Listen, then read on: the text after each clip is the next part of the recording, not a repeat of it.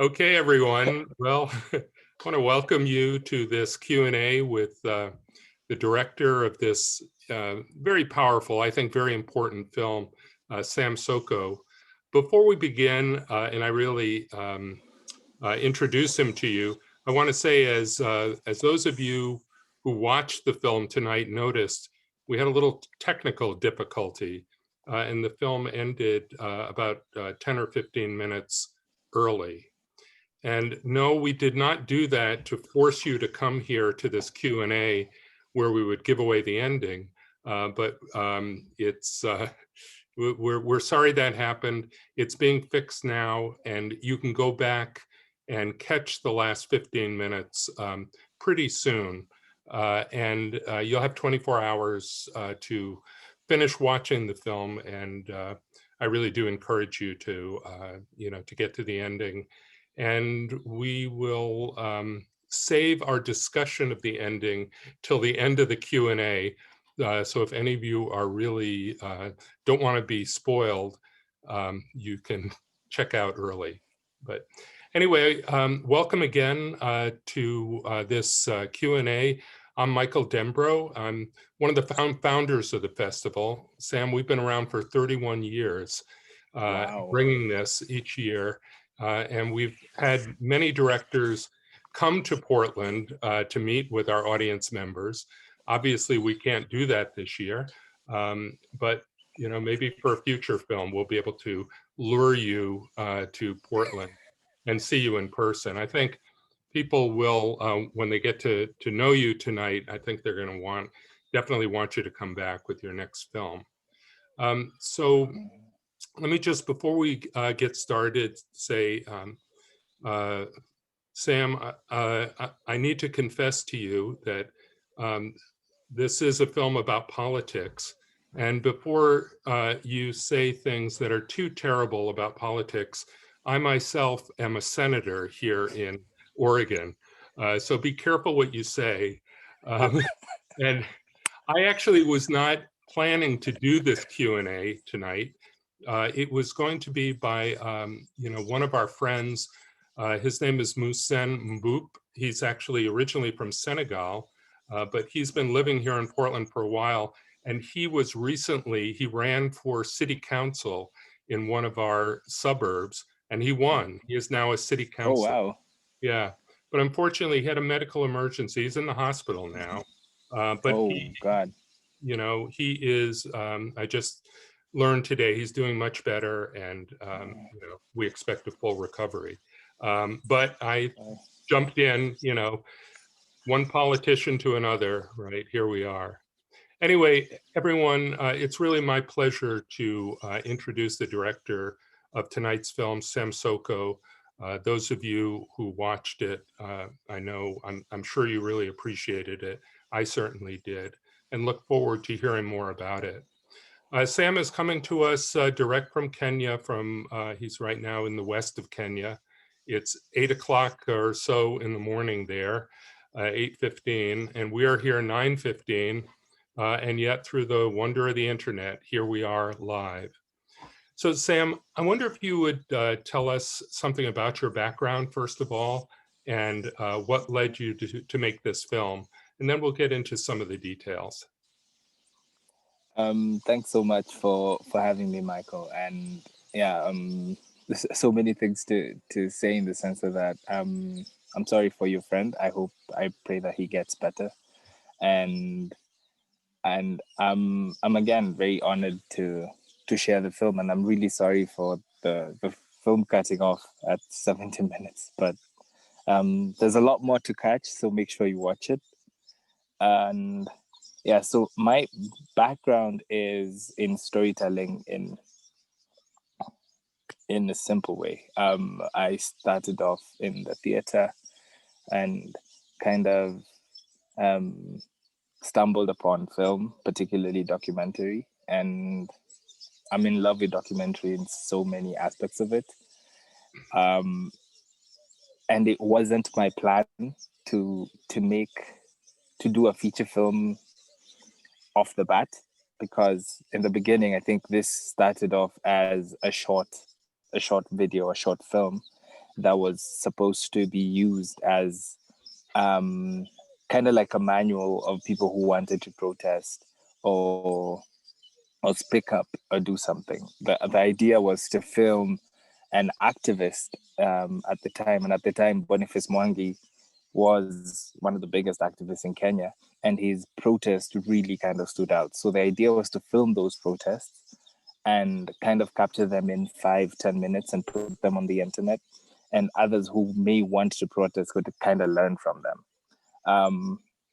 But that was like almost 8 years ago now, and filming one protest led to another protest, and you kind of discovered that there is so much more that lies beyond the people who, activists or even politicians who kind of stand in the forefront. There is so much more to their sacrifice that is kind of unseen or unsaid. And in this case was his family and the journey of his family as well, and how his decisions and the decisions of the country impact them. So it kind of dawned to be this, like, kind of had this opportunity now to tell a story that spoke to all this. Yeah. So when you started making this film, you were focusing on him as an activist, not a candidate. Yes, And because so, there was absolutely no idea that he was gonna run. Like, I think the moment in the film where he tells his wife, that's how we all find out. Like, it wasn't that I had like an inside knowledge of. And he actually said this in one of the Q&As that we had, that he used it as a means of camouflage, that because he knew if he said it at that point, his wife wouldn't have reacted angrily, because he'd be like, the cameras were there. But he he was he was shocked at how she reacted either way. And and in for me, I think it kind of built a greater camaraderie between me and his wife, because we're like, how could he do this? Why didn't he tell us? Because you see, for me, like, at the time I actually thought I was about to finish filming. So when he said he's gonna run, I'll be like, oh God, I'm here for another year. and, and that was a very difficult decision. But yeah, I'm happy everything turned out the way it did eventually. sure. Well, you didn't need to continue filming him and showing the election, right? But you chose to. I mean, that wasn't part of your grant proposal at the beginning. I'm going No, to no. So, I mean, that was a real commitment on your part. Yeah, it did. The thing is, it provided an opportunity, and that's something that kind of dawned on me, an opportunity for reflection. I think there's so much news and stories about democracy and the identity of democracy in different places. In Kenya and in many African countries, our first, democracy is very young to us. Like, as a concept, it's something that's barely 50, 60 years old. Yeah. So we've, and that's after we were amalgamated into spaces or countries that didn't exist. So we have like so many things we've had to learn and engage with, beyond all the other challenges and situations and problems that we face, such that the idea of democracy is still very complicated. And we are still struggling to find our footing in what it means to be democratic.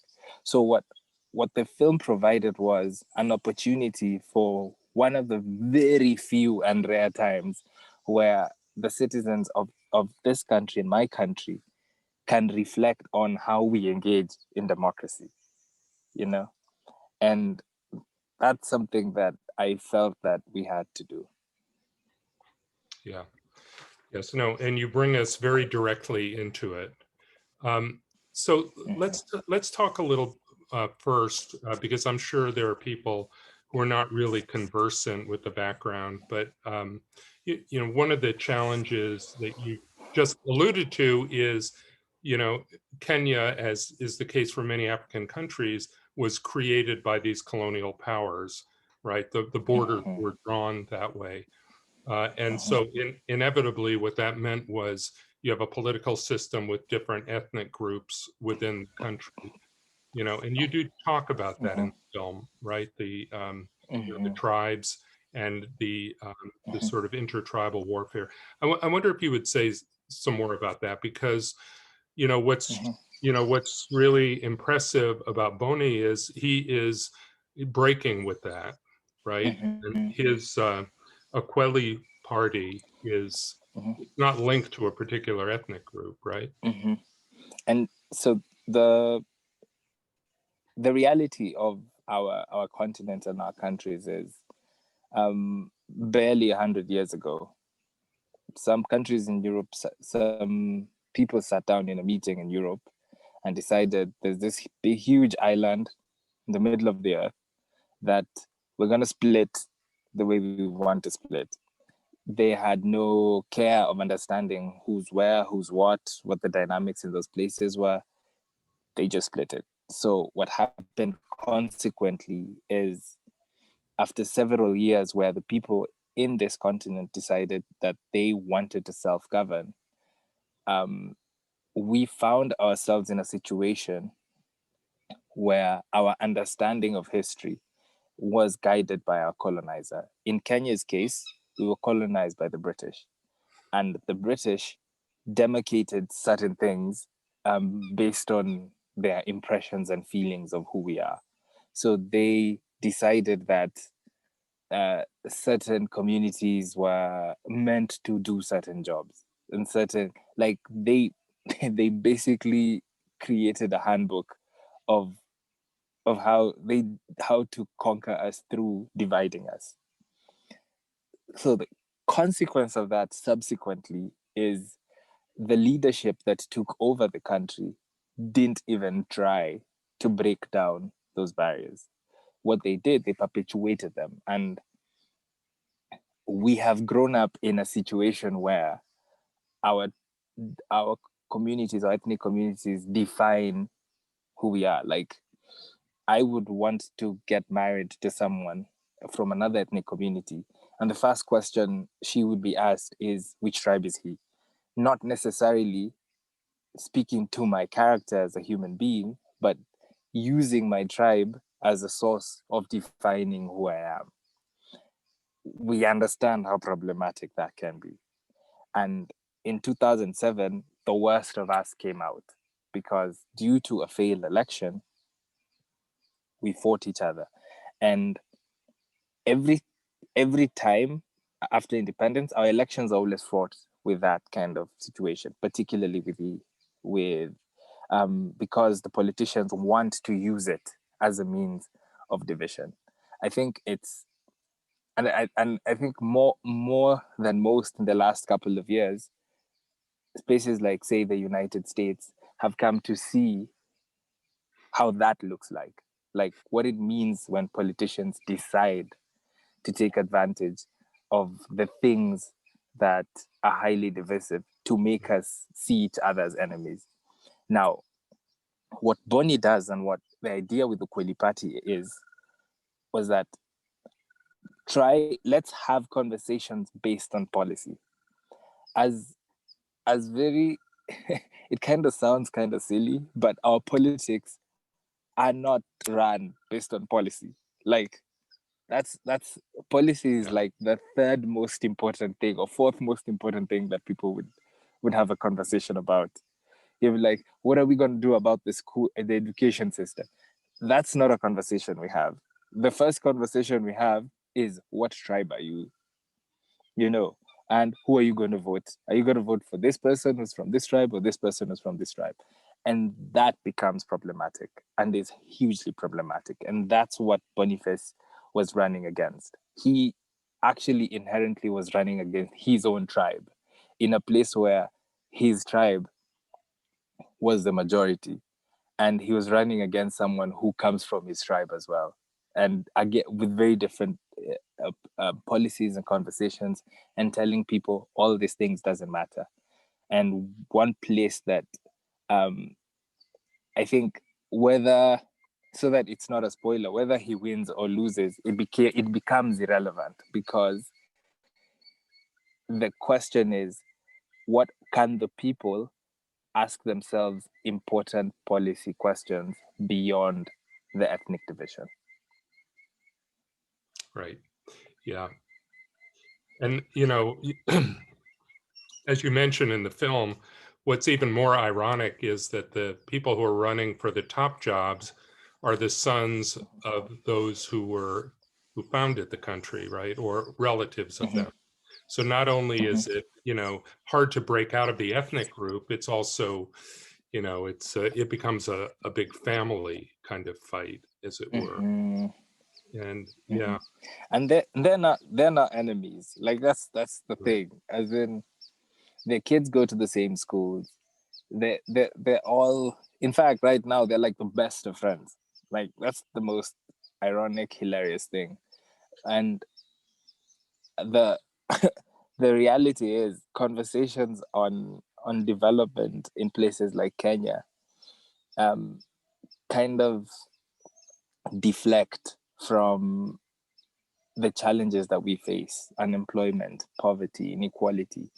The idea that a majority of Kenyans are unemployed or underemployed, and a majority of Kenyans do live in without enough, without enough money to just sustain themselves.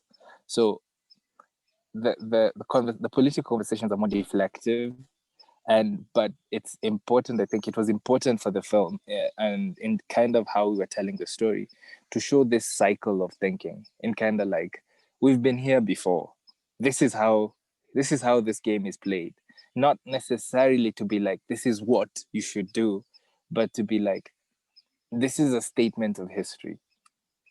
This is our reality.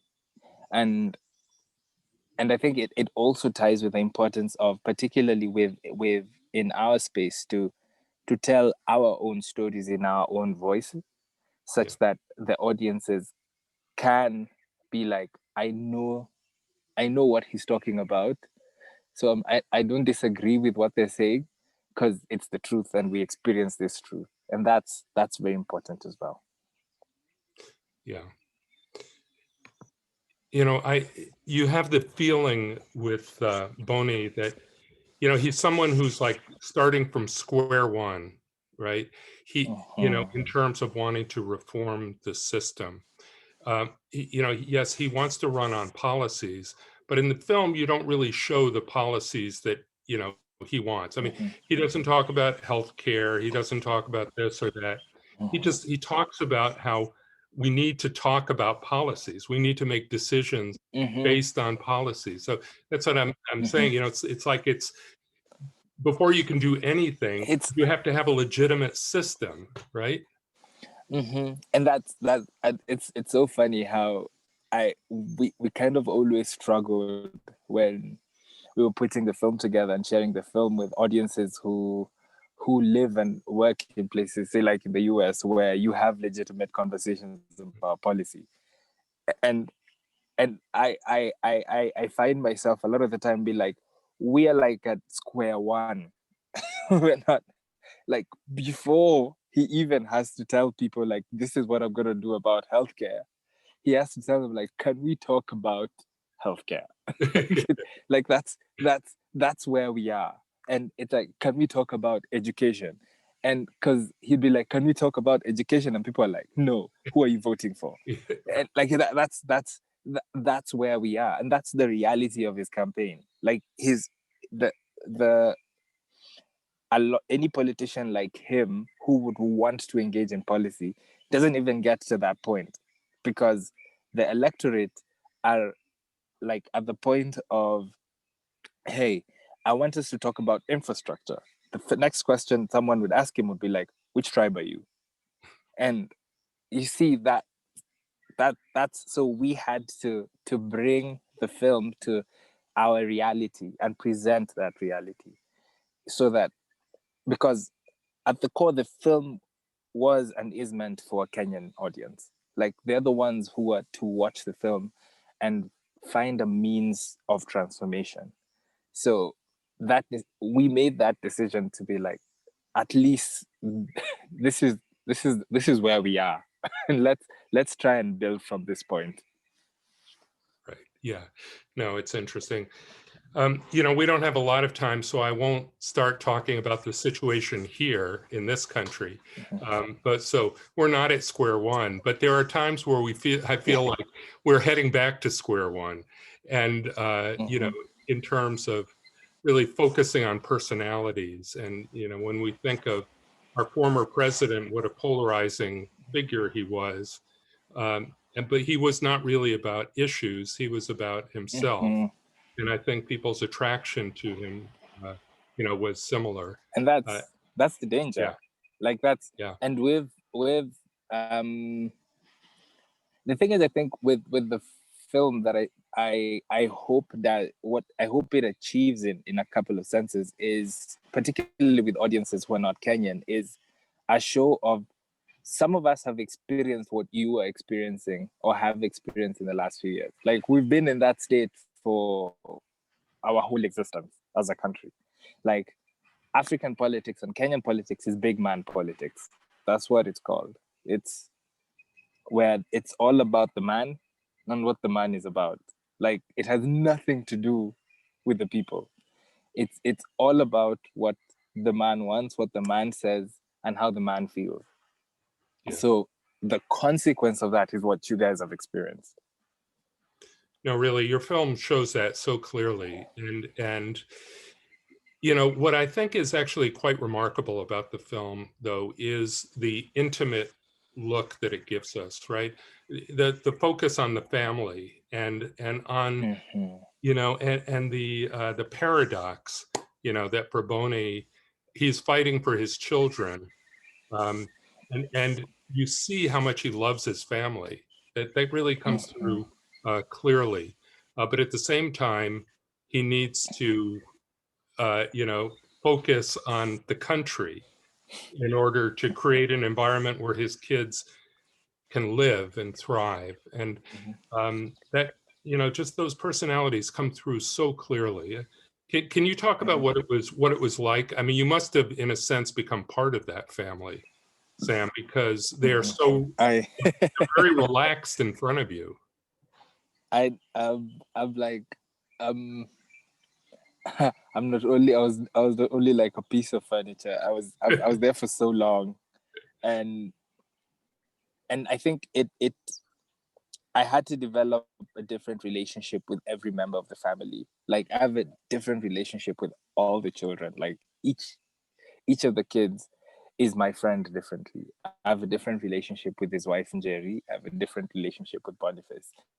And over time, that relationship helped me have genuine conversation with each person, and they allowed me into all these spaces. Like, at some point, they even forgot I was even filming. So at the point you're filming, and they're not talking to you because you have a camera, they're talking to me, the person who's there.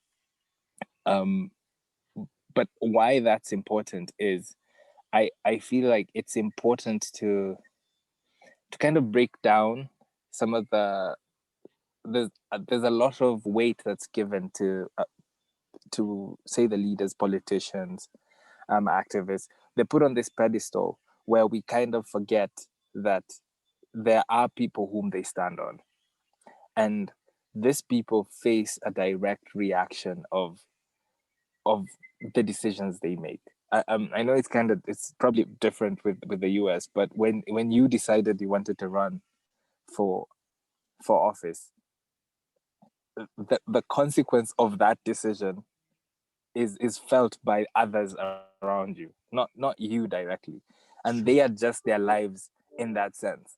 And we seldom see their adjustment. We seldom see their feelings. We seldom see their experience and their journey in that space.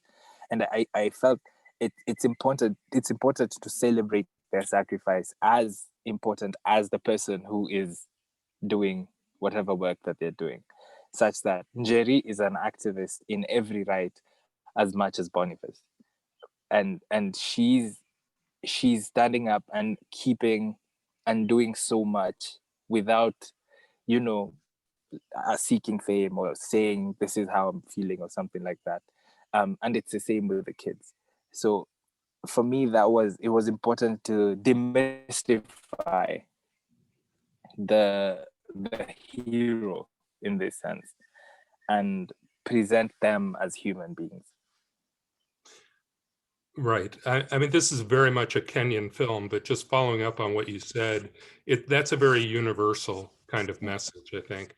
You know, that dynamic of how those decisions ripple upon others, really. Mm-hmm. Yeah. So I really like the scene, I want to say, where he goes back to, well, first he goes to his childhood home, you know, which is there in Nairobi, right? But then he goes to his ancestral home, right? His family home in the province. Can you say something about that relationship? How individuals can have both, you know, their home in town, but also, you know, their ancestral home. Home. So a lot of Kenyans have quote unquote a place where they've come from, and that speaks to where their parents are either from or their grandparents are from, and we do take it kind of seriously because it's our connection to, I think it grounds us in many cases. And I think for Boniface, it's the place where his mother came from and where his grandmother lived and grandmother and grandfather lived ground him in understanding what he's actually fighting for. Yeah. And he grew up from from a very poor family, and he grew up in a family that was raised with a single mother who had 7 children, and growing up in that space, and even growing up in Nairobi, where now her mother had to leave the rural home and come to Nairobi to try to make a living. They lived in very difficult circumstances, and I think coming from that background helps him remind himself who he is fighting for and why he's doing what he's doing. And for a lot of us, it's kind of going back to your rural home helps you remember that there's there's a long way to go, and but we still have to keep pushing, and we still have to keep moving forward, because his background is not so different from where I come from, like my rural home and the struggle of from the place where I come from, and from many Kenyans, for a majority of Kenyans. So when we see that and we engage with that, we understand why it's important to push for transformation and change. Well, I want to say that comes through very clearly. I'm, you know, I really am grateful that you included that scene in the film. You didn't need to, but I think it really adds a dimension. So let Thank me you. ask you Thank this, just, looking forward, and I know, you know, we're gonna have to stop in 5 or 10 minutes because I know you have to catch a plane. So, you know, first of all, Boniface is someone who, he was a photojournalist, right? And a very accomplished one, very successful and skilled. And that helped to propel him into activism and then ultimately into politics. So is the same thing true of you, Sam? Are you being propelled into the world of politics? What's next for you? No. No. Um,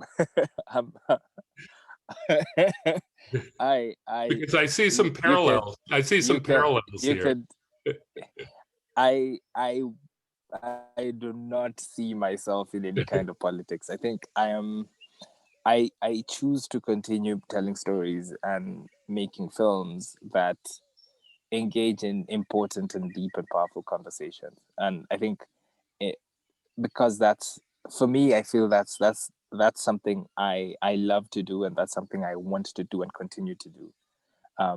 I think it's important also to share the perspectives of where we come from, and share the stories of where we are and what we are going through, and have the world engage with them, and have the world learn from them. I think I've grown up in a system where a lot of our stories are told by outsiders. They're people who come, they they see things the way they do, and they tell a story that's not reflective of who we are.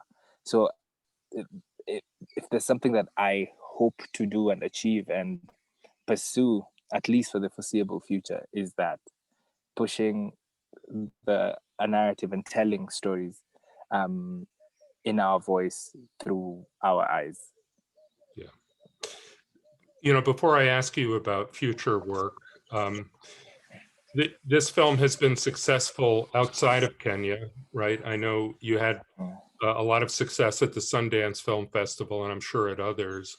I'm sure it's been very well received outside of Kenya. What has the reception been like in Kenya Mm-hmm. when you've shown it to Kenyan The, audiences? Yeah. the reception has been amazing. So we were lucky to do a kind of limited premiere in October last year, um, and so the government allowed the theaters to be open. Like, so we opened in a couple of theaters, and we was originally supposed, because the theaters were super apprehensive and be like, oh, this is a documentary, so maybe let's try, we'll give it a trial for 2 weeks. We ended up being in the theater for almost 8 weeks, and by the end of the year, we were the biggest film in Kenya cinemas last year. Wow. So it's been huge in the Kenyan space, and we are currently, right now, we are working to organize, of course, as the things with the pandemic improve, um, we're planning to organize a lot more community screenings, which will probably happen towards the later part of the year. We're planning a lot more screenings in the in the country, but at the same time, we're also trying to find ways to share the film in the African continent and with African countries. I don't know if people are following just the crazy stories of what was happening in Uganda in just a few weeks ago. So one of the things we did was make the film available for free in Uganda for a limited period of time during the election. But they shut down the internet. So once everything is back up to normalcy, we're going to try and do it again in several other countries, because we feel our experiences are shared across different parts of this continent. So that's something we want to continue to do and are excited Yeah. to do. And I would think that this is a film where you would really want to have an infrastructure for conversation after the film somehow, Mm-hmm. either through Mm-hmm. social media Yeah. or through direct face-to-face, or whatever. Mm-hmm. Has there been any of that? Have you had that ability Mm-hmm. to have We're, a we're, we're, debate? we're trying to we're trying to put that together. We're trying to pull that together. Of course, with COVID, Right. everything was kind of out of the window, and we have to rethink how to do it. And the connectivity in Africa isn't that great. Um, the internet accessibility and all that. So we are just, I think we're it's like a continuous process. If there's anyone who wants to support, engage, go to our website, softiethefilm.com. We have a take action page. Reach out, talk to us, send us an email. Let's have a conversation and see how we can get this film out there and have a lot more conversations. We're developing like a guide. We just want a lot more people to engage and have conversations with each other in terms of how we can positively bring change and transformation in the many democracies that we have. Mm-hmm. Oh, I think there's a lot more work to do there, but I'm sure you're already thinking about a next film, right? Or working on another project. Yeah. That's what you Yes, yes, people do, right? You yes. filmmakers. That's our lives. I'm co-directing this amazing film that's following the world's largest experiment on universal basic income that's taking place Oh, in wow. Kenya. Yeah. Okay. Yeah. So that's a So documentary, that's or something to look at for. It's a yeah. documentary. Yeah, it's a documentary just following the outcomes, the effects on both the quantitative and qualitative, but the also following the global conversations on whether UBI perhaps is or maybe or not the solution Mhm. in dealing with inequality. Mhm. Yeah. Do you have a target date for completion of it? That's the scariest thing for any documentary filmmaker. I would I would pray that we'll be done in 2022, but Okay. we'll see. Well, I'm just thinking Yeah. about when we can bring you over here, Sam. Yeah, that's great. Like, who knows? Who knows? Who knows? Yeah. Yeah. Well, let me just before we close, let me ask you a little about the ending of the film, which other people Mhm. here have not seen. I have seen it, and I kind of had to rush ahead to get to it. And um, you know, I was really struck, I will say, I think I mentioned this to you before, when the film comes to an end, it's things are still very upbeat. It's clearly Bonnie is on an uphill battle, but it's just before the actual election day, and then election day comes, and the feeling is kind of history repeating itself a little bit, and the mood really changes. So could you say something about that, as well as the decision to end the film with him and his family? Because that's very striking, and I Um. think very appropriate. So so there's the ending of the film is twofold in the sense of that, because life. It's so funny how reality is stranger than fiction. Like you don't write these things, but history just everything that had been happening happened, and it happened the way it always happens, and it, I think, was important for us to show that and express that and tell the audiences that this is this is who we are, you know this is our reality, and this is how politicians treat us.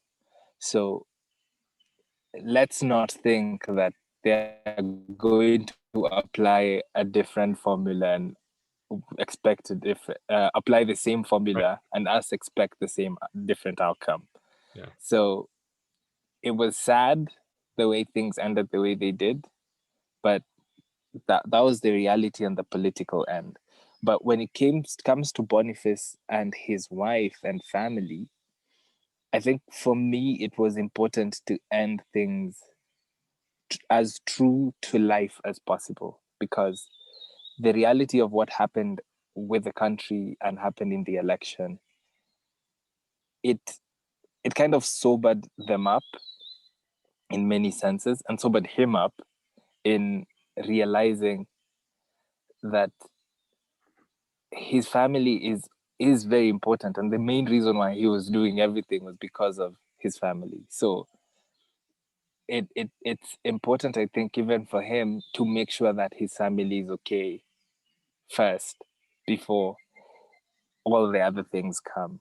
And it was a statement of reality of even where he is and where his family is at this moment and this point in time. So ending with his family, I think, was just a show of truth and reality of this is where they are. They are not. they're not in the best place, or they are, but that's where they are as a family, and they're gonna keep working together to see them through very difficult periods of their lives. Yeah. I almost felt like it paralleled the scene where he goes back to his ancestral home, back to Nyeri County. You know, they're together in kind of a rural place, just the family. It's like going back to his roots of his family, his base. Exactly. And then who knows what will come next. No, exactly. Like it was like a statement of, this is my ground zero, and this is where everything starts. And whether I go back into politics or not, whether I think he is gonna run again, because that's what you politicians do. But but either way, I hope that this time, if he does run, he tells Nigerian that things, and things turn out well for him and for them. Yeah. Yeah. Yeah, they're beautiful people. Thank you for presenting them to us and allowing us to get to know them a little bit. Really, that's how I felt. But Thank you. Sam, I know you have to leave, and I think there's a lot more to talk about your film. I will say, and I'll just remind the audience, that a unique feature of our festival this year is Monday evenings, we're having what we call community chats. And for people who don't mind being in Zoom a little longer, it's an opportunity for people to come together and just talk about the films that we have seen in the previous week, the Thursday, Friday, and Saturday.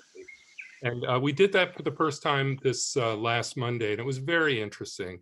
Really a nice conversation, which we like to do after the films. They are in person. We can't do that. And so that's going to be the substitute. So for everyone who's on, please go to the web page and go register and show up. Sam, I know I'm speaking on behalf of everyone here for thanking you for giving us your time, giving us your film, and then taking us into Kenya for a few more minutes here in your background. We get to hear the birds. Yes. We get to hear the birds and just feel that reality. Thank you so much for having me and for sharing the film. I hope the guys who missed the last couple of minutes are able to catch it. And if you have any questions, sentiments, we're on social media as well, Softie the Film, and just ask them there. I'm sure we'll find a way to continue talking, and let's continue trying to protect our democracies, because they're so fragile, and we need to keep fighting for them. Thank you very much, Sam, and thank you, audience members. Thanks so much, Michael, spending this time with us. Okay, good. I'll say good night to our audience and good morning to you, Sam. All right, bye-bye. Have a good night, guys. Bye. Bye. Thank you.